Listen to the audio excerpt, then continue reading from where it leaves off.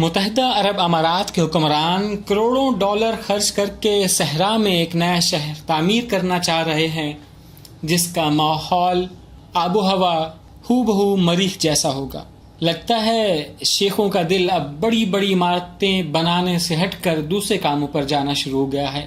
ان کا دل شاید اب عمارتیں بنا کر بھر چکا ہے، تو انہوں نے سوچا کہ اب کچھ نیا کیا جائے۔ اسی سوچ کو لے کر متحدہ عرب امارات کی حکومت نے ایک نئے منصوبے کا افتتاح کیا ہے جسے مارس سائنس سٹی کا نام دیا گیا ہے۔ اس شہر کا رقبہ 19 لاکھ مربع فٹ ہوگا جس کا ماحول مریخ جیسا ہوگا، اور وہاں دیو قامت گنبد بھی تعمیر کیے جائیں گے۔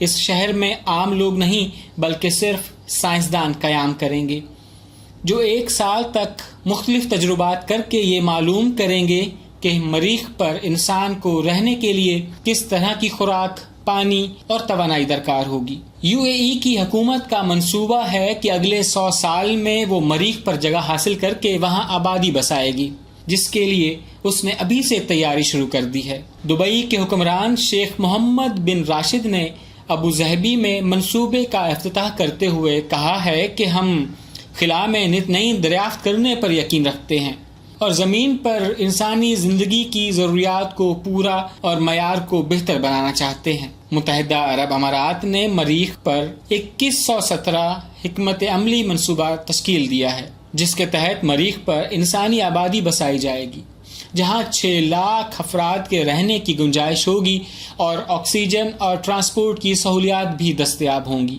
متحدہ عرب امارات نے 2020 تک یعنی 2020 تک خلا میں اپنا تحقیقاتی مشن بھیجنے کا بھی اعلان کیا ہے۔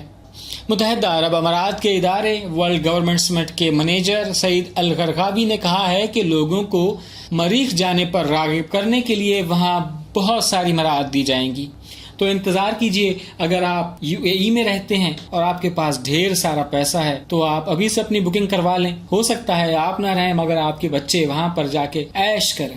کیا آپ مریخ جانا پسند کریں گے؟ اپنی رائے سے ضرور آگاہ کیجیے گا۔ تب تک کے لیے اللہ حافظ۔